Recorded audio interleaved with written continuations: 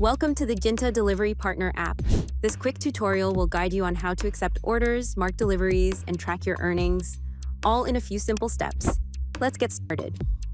After successful onboarding, start by selecting your secondary zone. Then tap here to set your status to online. Once you're online, food orders will start coming your way.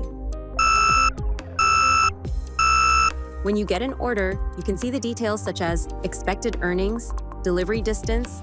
Tap on Out for Pickup to begin the delivery process. Once you reach the restaurant, tap Reached Restaurant. Collect the order and tap Picked Up.